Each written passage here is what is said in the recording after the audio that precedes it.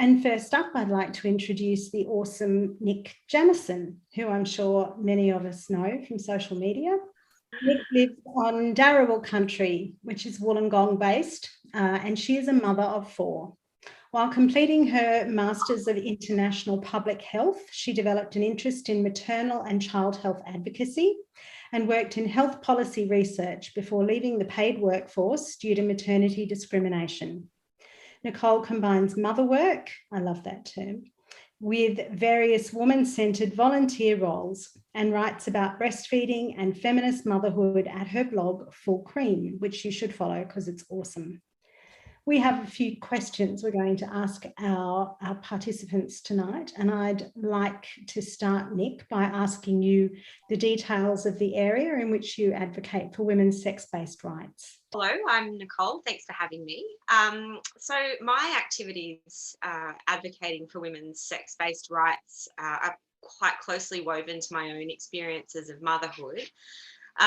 So like you mentioned, Janet, my employer, when I became pregnant, didn't want women working part-time on her team due to looking after their children. And as a result, I resigned. So I've been out of the paid workforce for nearly 13 years, but during that time, I've had lots of really amazing opportunities, mainly arising just from being with other women. I became involved with the organisation Collective Shout and spent a number of years working with them, challenging the exploitation of women and girls, the sexual exploitation, a lot of industrial corporate health policy stuff with them. I got to do some kind of policy writing as well as lots of kind of community and grassroots activism and education. And then I also became involved in home birth and breastfeeding activism, and I trained as a peer breastfeeding counsellor. I think one of the things that I most consistently love is just meeting with other mums and other women, because I think that's one of the most radical things that women can do, is to be meeting together and talking and thinking and sharing and helping each other. So that's something I do day in, day out. I also write about breastfeeding and feminist perspectives on motherhood. I became interested in doing that just after my 4th baby came along. I kind of wanted to move beyond like social media arguments to actually kind of chew a bit more deeply on some of the things that I was thinking and understand decisions that I made and various perspectives on those. And that's how I became aware of the growing conflict between maternal rights and claims about gender identity, particularly. I also write about other aspects of women's and children's rights in mothering, for example, industrial feeding, artificial reproductive technologies and surrogacy. Really, whatever's coming up that I'm thinking about, I'll often just write about it. So. Can I ask you to speak to why Article 2 of the Declaration is important to you? It centres mothering as a feminist human rights issue. Like Alecia mentioned, I think mothering's tended to be a bit sidelined in feminist discourse and in the way that we speak about women's rights. There's lots of reasons for this that we can talk about another time, but really the result of this is that, like, moving beyond choice and beyond health to a really deep exploration of the situation and rights of mothers and their needs is uncommon. More often what we do is we focus on women's freedom from motherhood and the associated burdens and barriers, rather than women's freedom to be mothers without those burdens and barriers. So when I started writing about breastfeeding and mothering, like Azure mentioned, I noticed really quickly that there was something else happening and that mothers were kind of going missing in breastfeeding information and advocacy. So sometimes that was just coming simply from pretty good intentions. Let's bring fathers in, let's bring families in, let's focus on breastfeeding. But the actual women who are doing the breastfeeding were going missing. For example, you can see in this theme of World Breastfeeding Week, empower parents, enable breastfeeding, but parents don't breastfeed, mothers do, and that's not being acknowledged so much. Other times, I was noticing a growing momentum of claims about gender and inclusion, which seem to be more actively dismantling or redefining the concept of motherhood. Example, using terms like human milk feeding, pregnant folks, birthing parents, often accompanied by claims that if you don't use this language, you're causing harm or you're a bad person. I thought that these this didn't really make much sense to me, and I thought that we needed to talk about this and understand this and talk about the impacts. I thought this was a significant threat to the rights of mothers and babies, and I was really shocked at just how strong and aggressive the pushback was against actually talking and thinking about this. So as far as Article 2 goes, I think Article 2 is really important because it describes that motherhood is a state experienced by women, only by women, and that's the necessary foundation to establish provisions and protections for women in motherhood.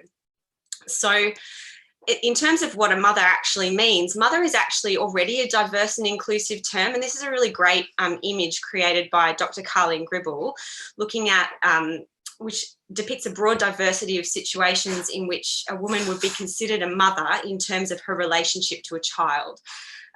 You can see this encompasses a very broad range of biological, social, caring relationships. The common factor, of course, is that all of this occurs among females, female parents, mothers. Describing the needs and situations unique and specific to women, whatever that looks like, is necessary to liberate women from reproductive exploitation and oppression, and to enable us to properly demand that social and economic responsibilities to mothers are fulfilled. We need to define that motherhood is exclusively female status just to be able to get to actually do anything for mothers. So what I just quickly want to explain is that one of the challenges we're currently facing in maternity support and advocacy when it comes to this issue of language and gender is the claim that not all mothers are women, and therefore services and provisions for mothers should change to be framed in terms which reflect gender identity rather than women, female, biologically sexed humans. So my own experience is mainly related to breastfeeding, but this is happening like widely. Birth, maternity services, it's happening among peer groups, it's happening in organisations, it's happening at health policy level. But as this happens, there's kind of two distinct claims which are tending to be made. So the first is the claim that a biological male can literally be a woman, and that if he identifies as a baby's mother, then he is a baby's mother. Therefore, he should have the same access to services, the same legal rights as other women, including, for example, the right to breastfeed his baby. Obviously, we can see this as a clear intrusion of men into women's spaces and has the potential to cause damage and disruption to mothers and babies. A lot gets written about the composition of male milk or the presence of hormones and drugs, but I think that's actually secondary in considering the simple right of a mother and a child to each other. Babies don't have concepts of male and female and gender. They just have a biological relationship to the person who is their mother. That's different to the relationship they have to everybody else. And it's appropriate to be exclusive when we're talking about that. On the other hand, we have the claim that mothers are not necessarily female, being applied to people who are female. They are mothers. And as gender dysphoria and associations with queer theory are increasing among women and girls, this seems to be mainly what's driving the demand for desexed, defeminized language. So whereas for males entering into motherhood, they want that mother language, this is where the removal of mother and that neutralization is coming in. So replacing references to mothers with terms like pregnant person, birthing person. You can see some examples here. So in my experience, some of the leading voices influencing this are mothers who see themselves as fathers or don't identify as mothers. There's also a lot of activism coming from heterosexual women just pressuring other women to adopt this in order to be morally pure. There's also quite a lot of activists active on social media, and some of them are charging a lot of money to do education and consultation, including in the NHS in the UK. So the tension here is that mothers who say they're not mothers are still female and they're still included in our definition of motherhood, but they're claiming that they can only be included in work for the rights of mothers if we remove reference to mothers and sex-specific terms. So you can see that for both of these sides of the coin, there are a range of unintended consequences which might put mothers and babies at risk. So the use of plain and clear language, obviously, it's good practice. It's properly inclusive. We know that, for example, up to 60% of adults routinely don't understand health information, was found in one survey. Jargon and high-level concepts reduce accessibility. Mother, it's a universally understood concept. It's easily translatable. It shouldn't be seen as okay to make health information and information for women harder for them to understand, especially when we know that women and mothers are already quite disempowered, particularly when it comes to making informed decisions about pregnancy and their own status in motherhood. We need to be asking if it's actually reasonable to be making such significant changes to our language and practice for the sake of a very small group of mothers, which actually impact a very broad group of mothers globally who are already vulnerable and for whom the use of gendered rather than sex language is not appropriate because those mothers aren't expendable. So just to wrap up, look, when discussing this issue, we sometimes hear that talks about rights aren't pie. Some of you probably heard that one. It's not pie. More rights for trans and non-binary folks or other people doesn't mean less rights for you. But this is not true because resources are finite. Funding is pie, political will is pie, and when human rights and claims conflict with each other, they're also pie. And I just like, who cooks the pie? Who cleans the kitchen after the pie? Who's meant to say, oh, it's fine, I don't need any, I'm not hungry. I'll just eat the crumbs.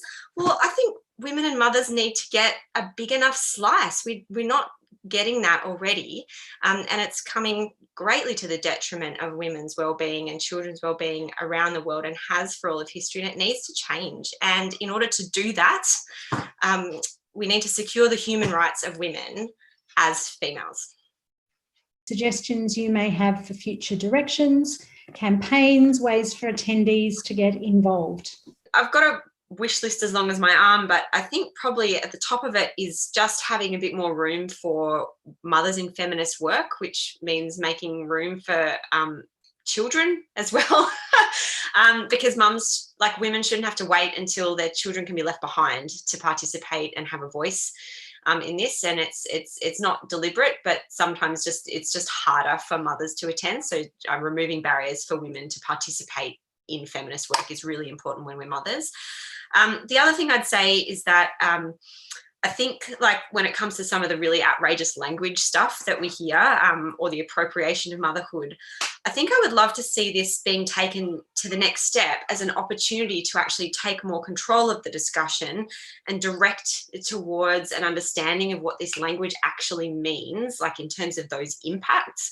So, and particularly in terms of like the global majority of women for whom they're so busy trying to survive that they don't have the luxury of trying to like decide, like, is a woman a mother, or what does that mean? And they're the ones who are actually really going to be paying the heaviest price for this. And so I just want to make sure that in the work that we do, that we're making sure that those women are being defended and included, including in the way that we're structuring our own breastfeeding and birth advocacy, that we're making sure that women who are not visible to us are captured in what we're doing.